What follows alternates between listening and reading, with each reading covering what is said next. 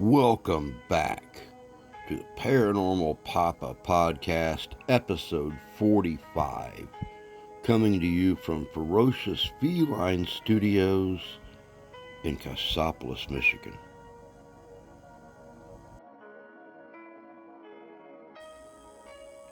Hey guys and gals, welcome back to another Paranormal Papa Podcast. Boy, have I got one for you today. I don't think there's anyone out there who hasn't heard of a group of young girls at a slumber party or a sleepover gathering around the mirror in the bathroom with a candle providing the only light. And one girl stares intently into the mirror above the sink and whispers a name 3 times to see what happens.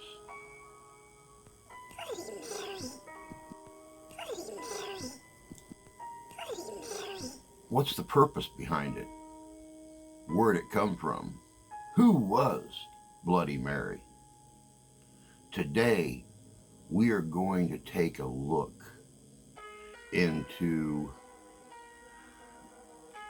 as much of the legend as I could compile, the origin stories, even some first-hand accounts of people who have tried it and what happened to them. This is some good stuff, guys. This is some good stuff. It falls into the realm of legend, of myth, of history, of the paranormal.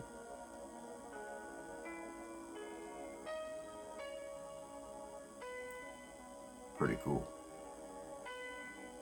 Check this out. This is good.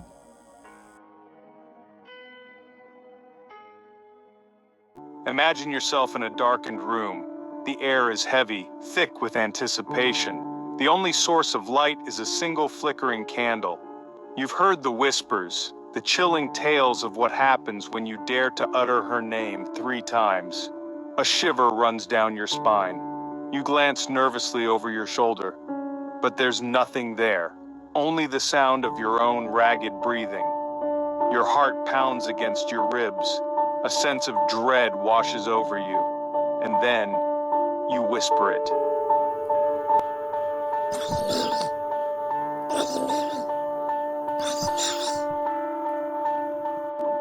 For centuries, mirrors have held a strange power over us.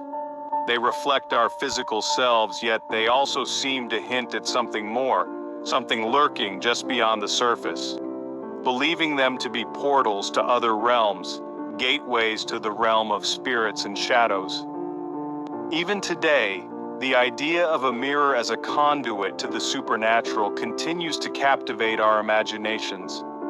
They are a tangible link to the unseen world, a reminder that there may be more to reality than meets the eye.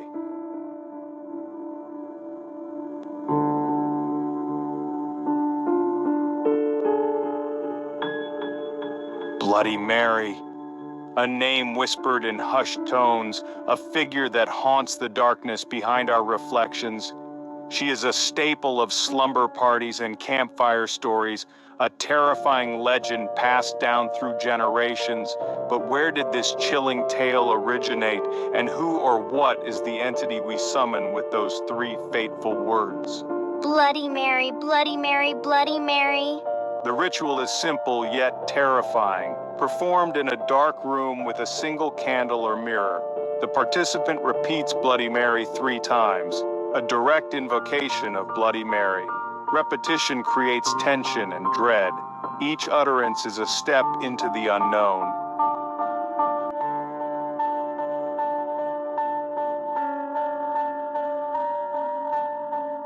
The story of Bloody Mary exists in countless variations. Fear, vengeance, and the supernatural remain constant. Some versions depict her as a vengeful spirit. She is often said to be disfigured, her eyes burning with hatred. Bloody Mary is a force of pure rage. Other versions paint her as a sorrowful figure, a young bride murdered on her wedding day. The legend of Bloody Mary taps into our deepest anxieties. The price of curiosity, legends of retribution. Many versions of the Bloody Mary legend focus on the dangers of summoning her. Those who dare to call her name often face dire consequences. Some stories claim that Bloody Mary will scratch her victims' eyes out. Others suggest that she will steal their soul. The severity of the punishment often depends on the version of the legend. Simply uttering her name might result in a fleeting glimpse of her terrifying visage. These tales serve as a warning, a reminder that some doors are best left unopened. Bloody Mary in popular culture, a legacy of fear. The legend of Bloody Mary has become a fixture of popular culture.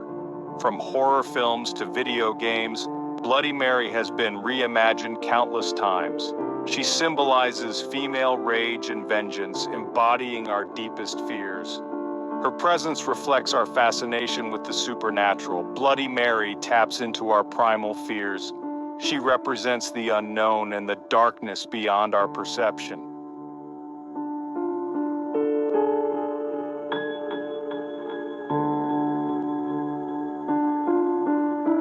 The legend of Bloody Mary is deeply intertwined with our complex and often fearful relationship with mirrors. Throughout history, mirrors have been regarded as more than just reflective surfaces. They have been seen as portals to other realms. Ancient cultures imbued mirrors with a mystical significance, believing them to hold a fragment of the soul's essence. Covering mirrors after a death was a symbolic act meant to protect the departed soul. The veil between the living and the dead was considered especially thin during mourning.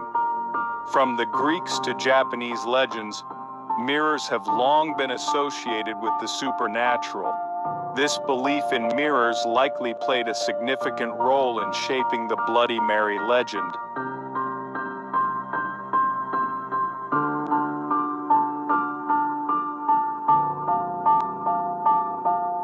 The Bloody Mary ritual, with its chanting and repetition, echoes ancient practices designed to summon spirits. Mirrors have played a central role in divination rituals, serving as focal points for contacting spirits. Chanting a name 3 times has roots in ancient magical practices. Repetition was believed to amplify intention and attract spirits. The number 3 heightened the ritual's potency.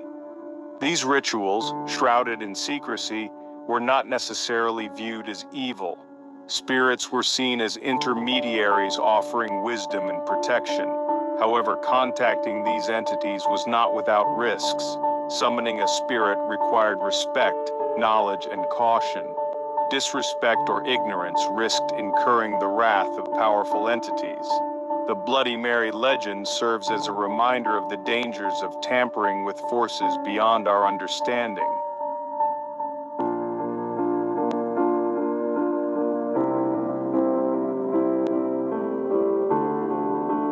Speaking a name aloud in rituals is seen as powerful, influencing both physical and spiritual realms. Names hold sacred power, linked to the essence of the person or entity. Knowing a true name grants power, a concept in many myths. Speaking a name can summon or compel the entity. In the Bloody Mary legend, saying her name 3 times summons her. To understand the Bloody Mary legend, we must journey back to 16th century England. Mary I, daughter of Henry VIII, ascended the throne in 1553, inheriting a divided kingdom. Henry VIII's break from the Catholic Church left deep scars on the nation. My reign shall restore England to the true faith. Mary's commitment to Catholicism stemmed from her deep personal faith. Her methods for achieving religious unity would prove to be her undoing.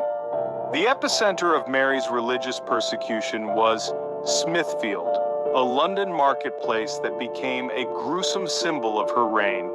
Hundreds of Protestants, including men, women, and children, were burned at the stake for their beliefs. These public executions were designed to instill terror. The victims came from all walks of life. Among the most famous were the Oxford martyrs, 3 Protestant bishops burned in 1555.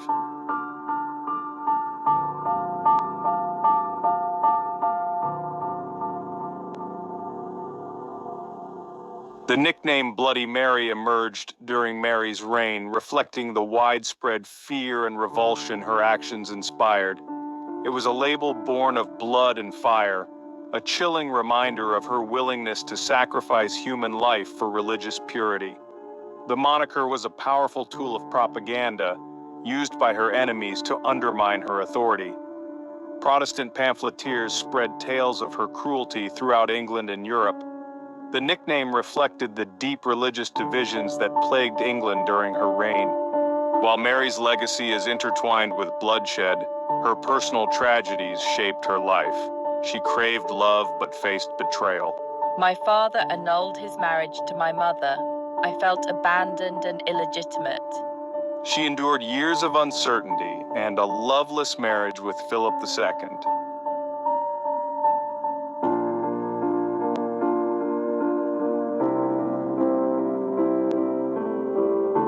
The legend of Bloody Mary, the terrifying spirit summoned in a darkened room, intertwines history, folklore, and psychological terror. While Queen Mary Y inspired the name, the figures have become distinct over centuries. Bloody Mary today embodies our deepest fears, representing vanity, the unknown, and superstition. Chanting her name taps into primal anxieties about the boundary between the living and the dead. While the association between Queen Mary I and the Bloody Mary legend remains the most pervasive, numerous alternative theories offer different explanations for the spirit's origins. These tales paint a more nuanced and often more sorrowful picture of the entity haunting our mirrors. Many theories center around Bloody Mary as a lost soul trapped between realms. She is not necessarily malevolent, but a sorrowful figure yearning for release.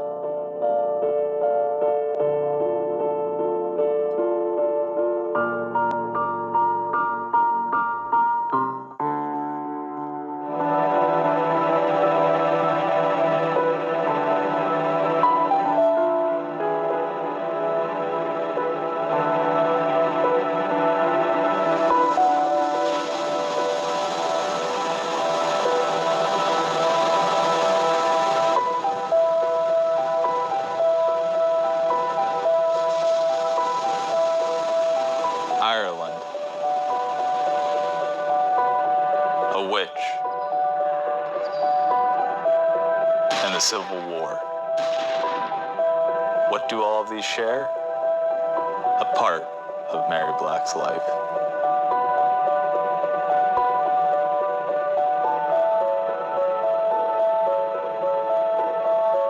Mary Black emigrated from Ireland to Lawrence County in pioneer times. She was widowed and lived alone with her cat on the fringe of society.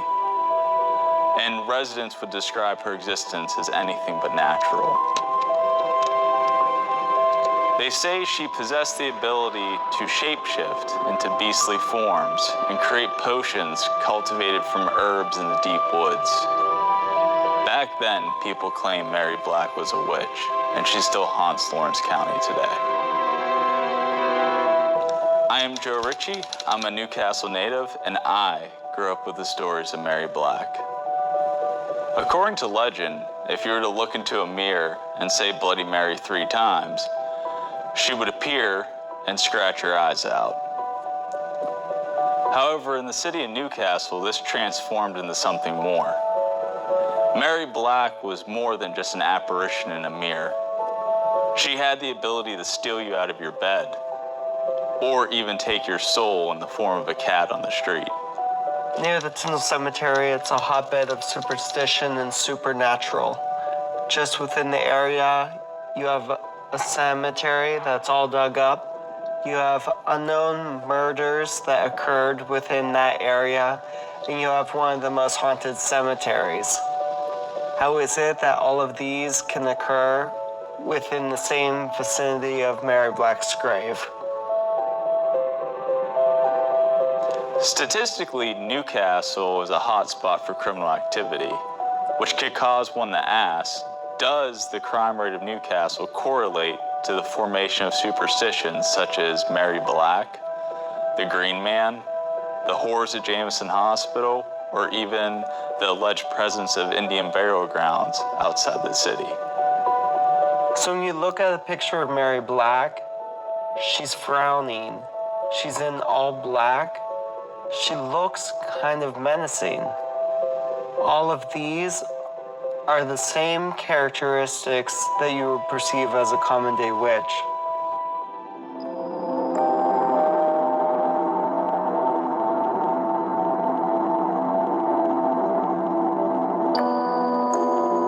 I, Mary Black, widow, residing in the village of Newport, Big Beaver Township, Lawrence County, Pennsylvania, being of sound mind and good health, yet realizing that life is short and death sure, and liable to come to me at any moment, I therefore make and publish this my last will and testament.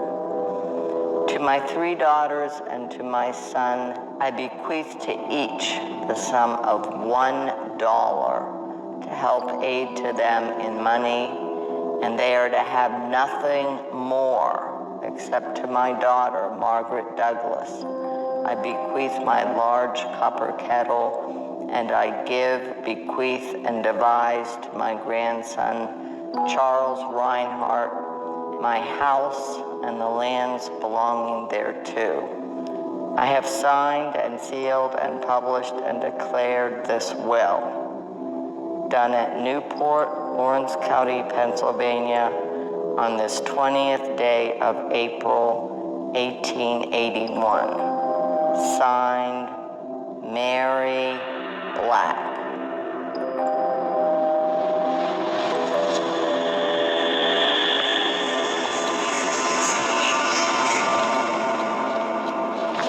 Within Mary Black's will, you'll see that she gives $1 to each of her children, but then she leaves her whole estate and everything to her grandson. So why might that be?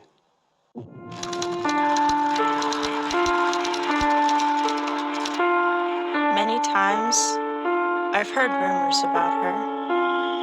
Coming out of her grave at 12 o'clock midnight, I never really believed in it then, and just for fun, we went to see her. We walked for a while up a pathway through the woods. It was 15 or 20 minutes before midnight when we started walking. My girlfriend Debbie and 2 others were with me. The men each had a flashlight.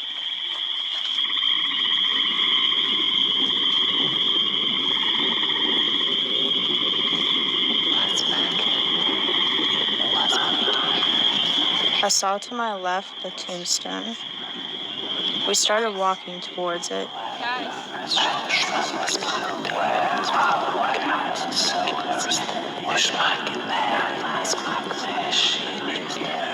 It's as if I was being guided by Mary Black herself.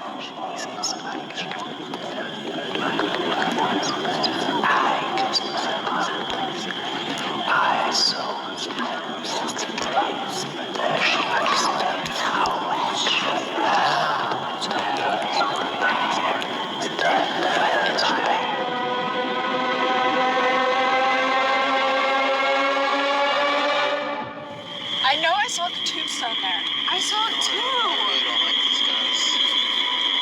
Then when we got there, it turned out to be a tree trunk.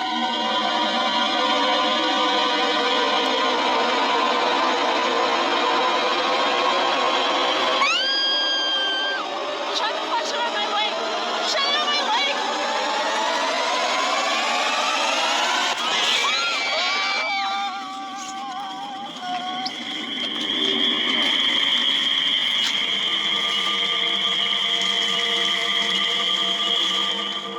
The scratches on me were bleeding for a little while, and I had the marks on me for about 3 months. Why did this happen? I don't really know. Is it because people have disturbed her resting place? Or could it be another area of the devil's playground?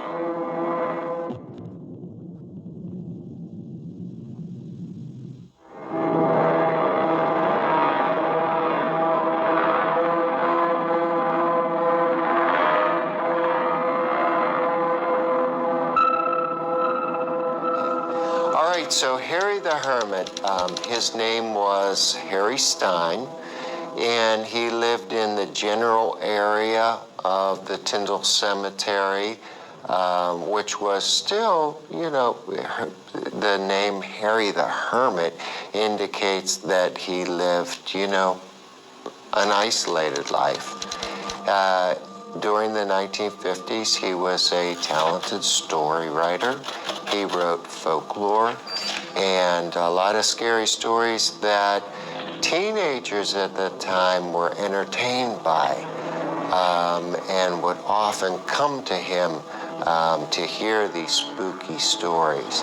He was a commoner of this area that everyone went to visit and bring cigarettes and beer to.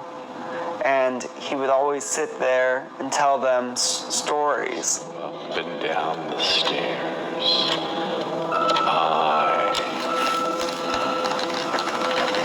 So one of the stories that Harry wrote was Memoirs of a Backcountry School, and the characters in this particular story were children. Children that would frequent graveyards in the region, and these graveyards were places where the supernatural oftentimes met the natural world.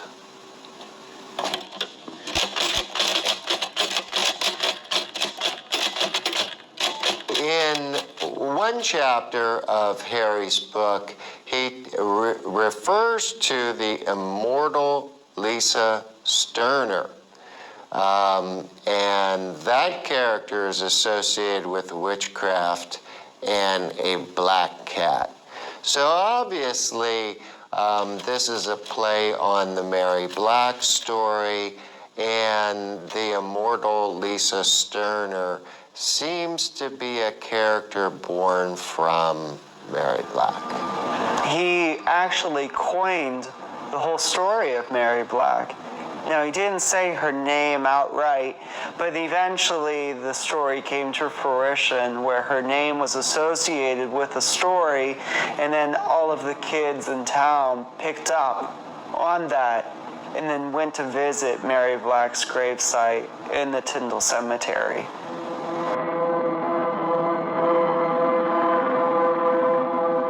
We're talking about the genesis of Mary Black becoming a witch.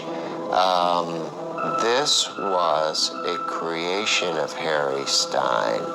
So, to the community, Mary Black becomes a witch only because of those stories, both the ones that were written and the oral stories that he would tell. I don't think that there was anything immoral, so to speak, about him taking someone's name and creating a story about it. I think that what is immoral is the way that people have handled those stories. This is folklore gone to extremes, and it's in the reaction of people and not the stories themselves, because the stories were never created to harm anyone. I really can't blame the devastation that happened generations later on a fictional story that was only made to entertain a bunch of kids. I believe that Mary Black was just simply a good starting point for a story. That's all. So where is Mary Black now? On March 20th, 1888, she was buried in Tyndall Cemetery. And eventually, following Harry's stories, the kids who heard these stories went to the cemetery and dug them up out of morbid curiosity. And eventually, people reported that her bones were found during a Satanic ritual in West Pittsburgh, or her bones were found in Votech's parking lot.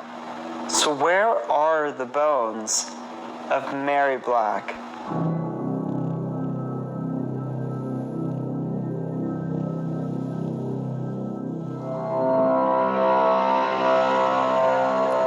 Today we're finding Mary Black's gravesite. It's in the Tyndall Cemetery. We've had difficulty finding it in the past, but hopefully we find it today.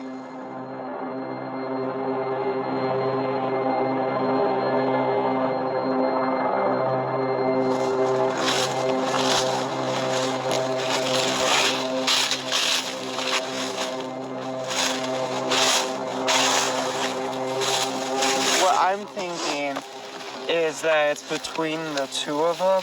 Okay. Because if we get to the first swamp, we were right here. Okay. Okay. And we need to go a little more. Yeah, we'll just let's go this way and just muscle our way through. Okay. If we can, okay? Sounds good. Yeah.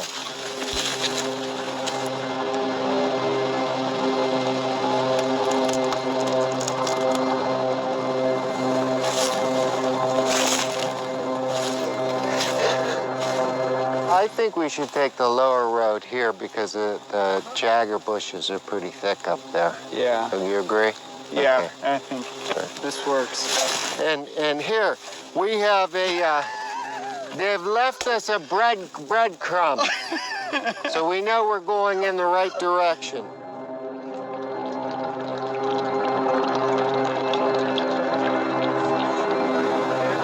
Yeah, it's got to be right on the other side there. It's just hard getting from this point to there. I was thinking to go just along this edge, or do you want to go up? I was gonna try to go up, but the way to skirt around this. Yeah, well, the growth of the swamp might deter people that are coming here to vandalize the area from showing up. So, Trailblazer, we're back on.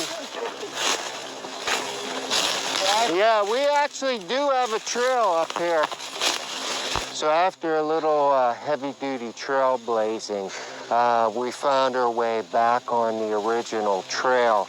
What's happened over the years is the trail has been filled in really, and you can see it over my shoulder here with the swamp. The swamp used to be much smaller the last time I came out here, and now it's grown to a really serious barrier to getting out here, but we're back on the trail.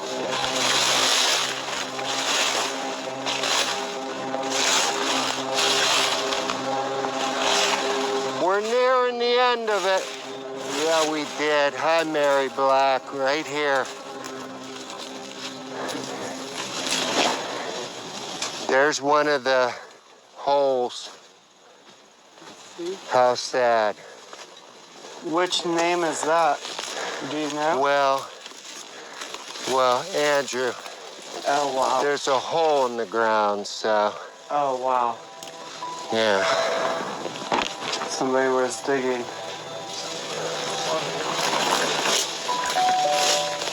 And there's supposedly 30 burials in here. 30? That's what I had read. Yeah. You know what that is, Someone's right? Grandfather. Yeah. Somebody's excavated that.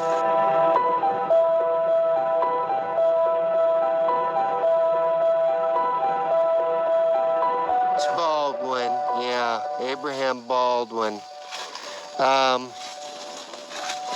Baldwin was buried here, Nancy was buried here, but also their son, aged 10 weeks. Oh, wow. When born August. 9? Yeah, yeah. Died 88? Yes. And then same year that Mary Black died, actually. and then William, the baby, 10 weeks old, here too. Now, Does it Nancy say on it? Baldwin died 9 days after Mary Black did. Mm-hmm. Oh, you found another one.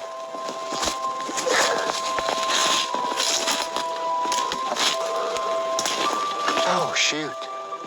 That's a big one. See? That is breadcrumb. Someone was drinking back here. Yeah. This one's dug up as well. This looks like a corner piece to another one, too. That's definitely... It's carved. Yeah, carved. That's definitely one. And an indentation. Yeah. Yeah. How does it feel, Father? You are, How do too. you feel about that? You are, too.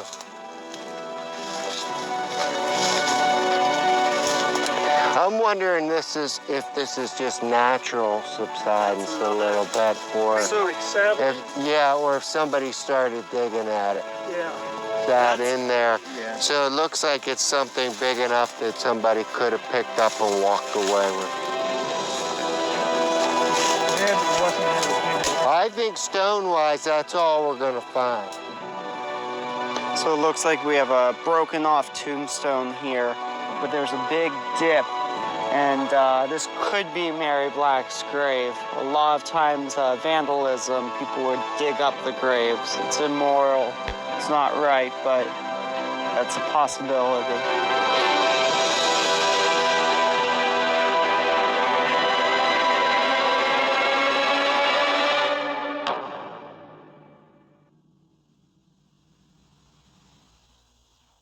If you go to the Lawrence County Historical Society, you go down the stairs and open the door to the basement, you walk to the back of the room, and there you will find Mary Black's tombstone.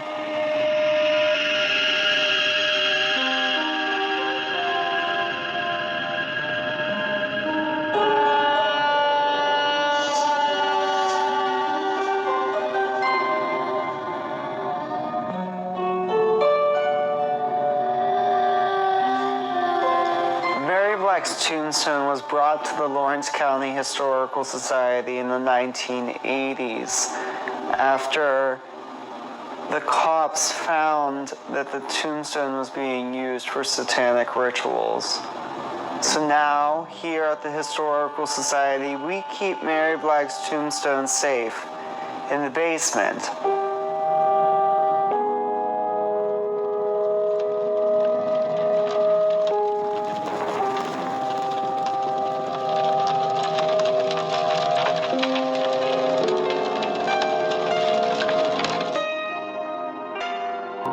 Mary Worth, the sorrow of a drowned bride. Mary Worth, a young bride, met a tragic end on her wedding day. Their happiness was short-lived. My carriage plunged into a deep river, dragging me to a watery grave. My body, draped in my ruined wedding gown, was recovered days later. Heartbroken, Mary's fiancé refused to believe she was gone. He spent hours gazing at her reflection, desperate for a glimpse. One night, Mary's image appeared in the mirror, eyes filled with love and sorrow. From that night, the legend of Mary Worth, the drowned bride, spread.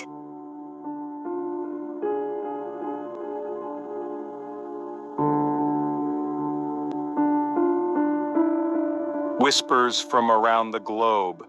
The Bloody Mary legend transcends cultural boundaries, appearing in various forms globally. These variations reflect local beliefs about death and the spirit world. In some cultures, Bloody Mary is a title assumed by different spirits. In Mexico, La Llorona, the weeping woman, searches for her drowned children. Like Bloody Mary, La Llorona is associated with water and mirrors. In Japan, Hanako-san haunts school bathrooms. She can be summoned by knocking on her stall door 3 times. These legends highlight universal fears and beliefs about the supernatural.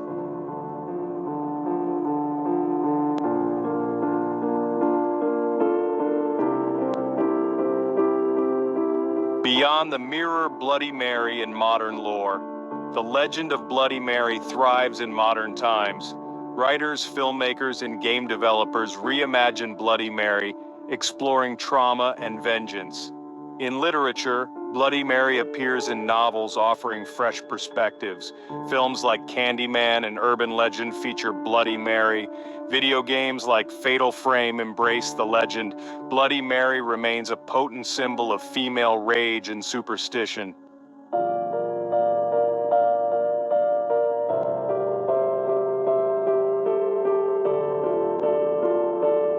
The Troxler effect, when reflections fade to ghosts. The Troxler effect is a visual illusion where the brain filters out unchanging stimuli. Staring into a dimly lit mirror, your brain suppresses the familiar image.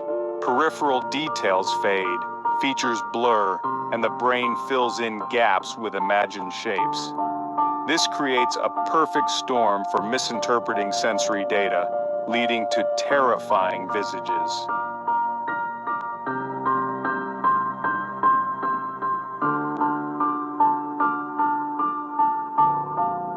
Pareidolia, our brain seeking patterns in the darkness. Pareidolia is our brain's tendency to see patterns in random stimuli. This helped our ancestors survive by identifying threats. Think about seeing shapes in clouds. That's pareidolia at work. Our brains are adept at recognizing faces, even in shadows. In the Bloody Mary ritual, flickering light in mirrors fuel pareidolia. A trick of light or shadow can be seen as a terrifying visage. Pareidolia, combined with fear, blurs perception and imagination.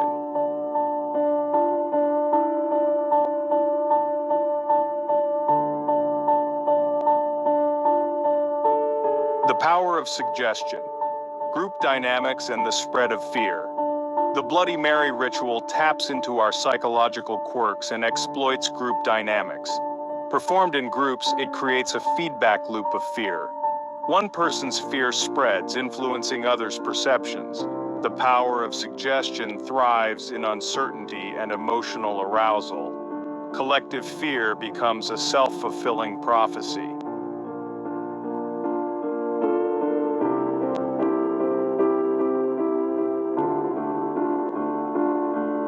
Sleep paralysis, a terrifying intersection of sleep and wakefulness.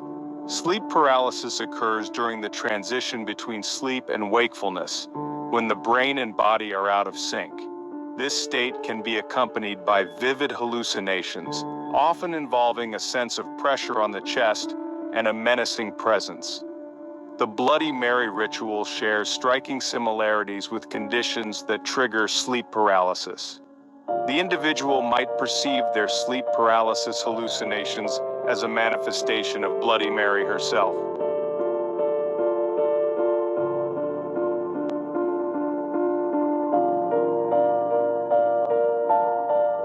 Modern encounters with Bloody Mary. In the age of the internet, Bloody Mary encounters have moved from slumber parties to online forums and social media. These modern accounts, often shared anonymously, show the legend's enduring power. A quick search yields chilling tales of supernatural encounters. Some see shadowy figures in mirrors, while others describe terrifying hallucinations and physical sensations. These stories, shared online, reinforce the legend's potency.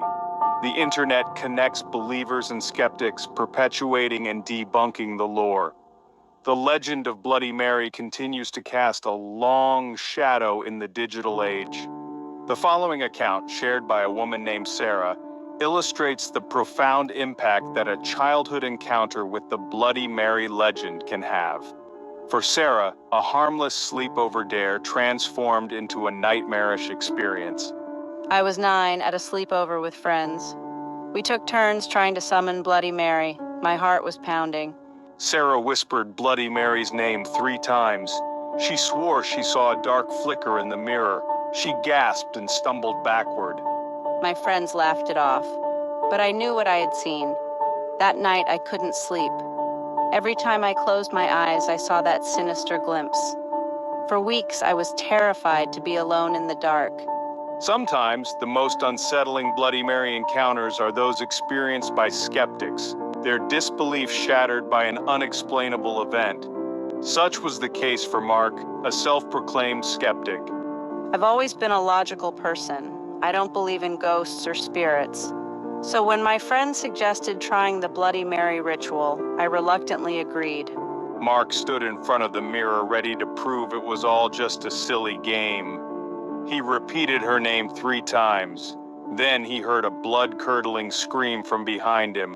I spun around, heart pounding, expecting a prank, but the room was empty. My friends, pale with terror, insisted they hadn't made a sound. To this day, I can't explain what I heard.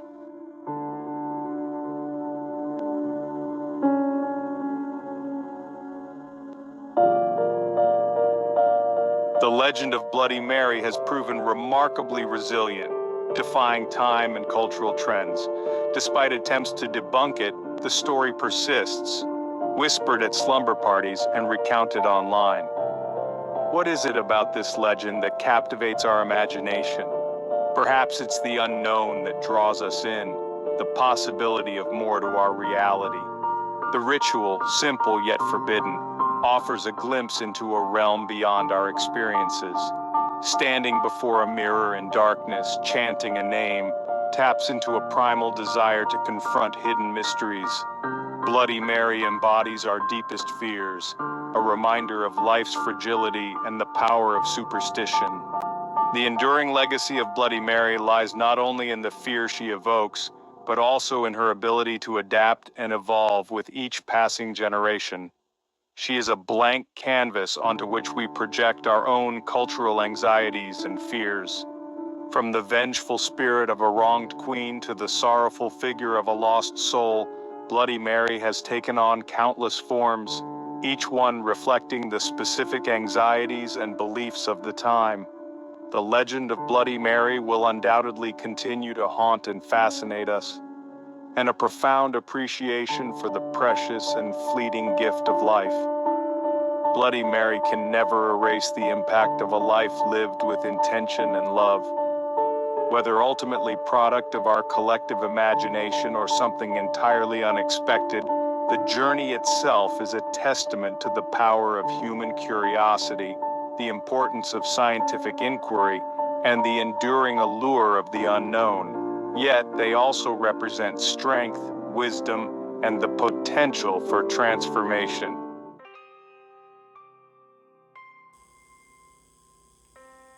Welcome back to the studio.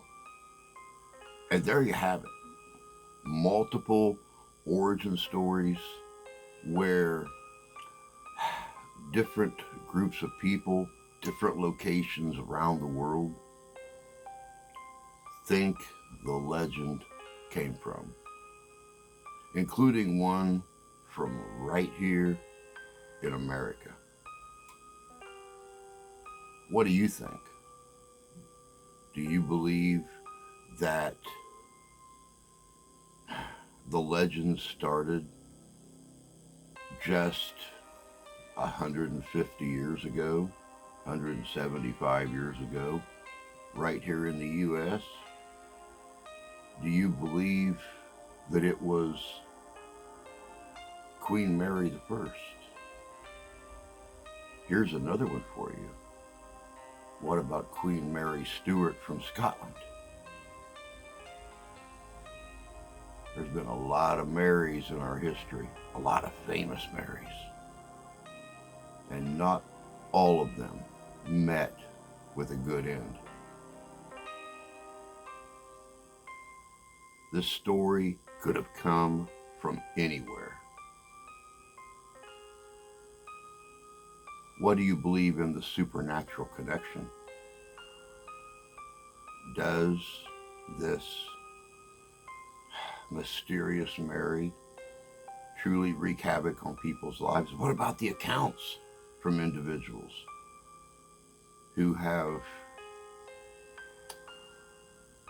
encountered her firsthand?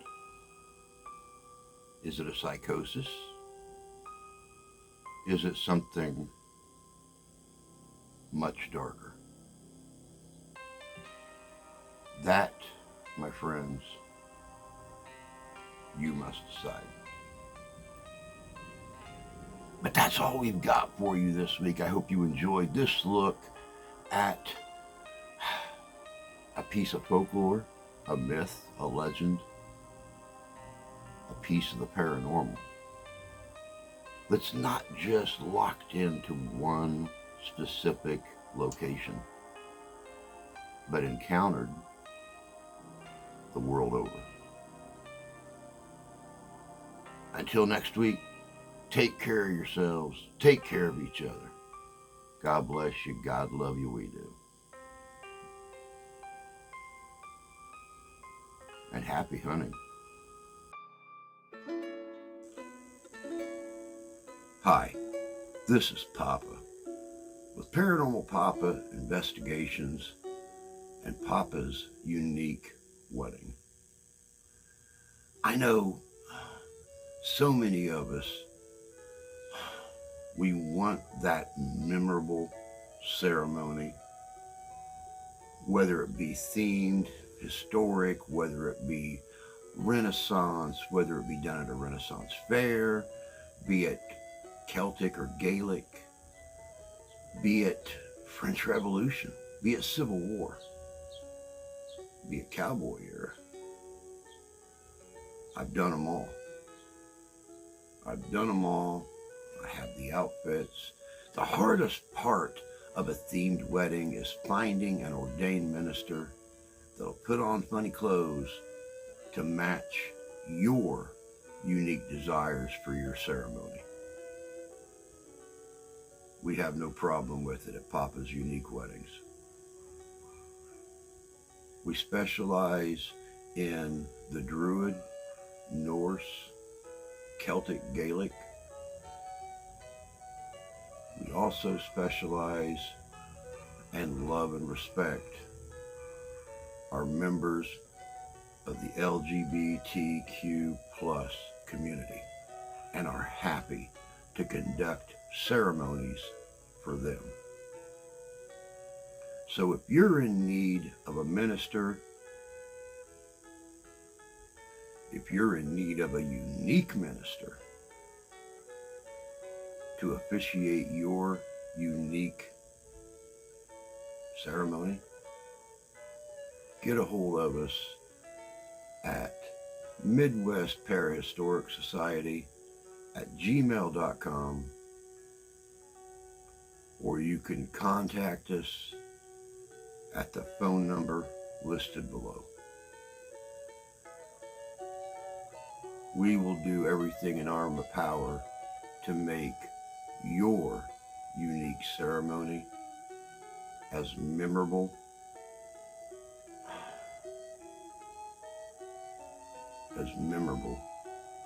as you desire. Take care of yourselves, take care of each other. God bless you, God love you, we do.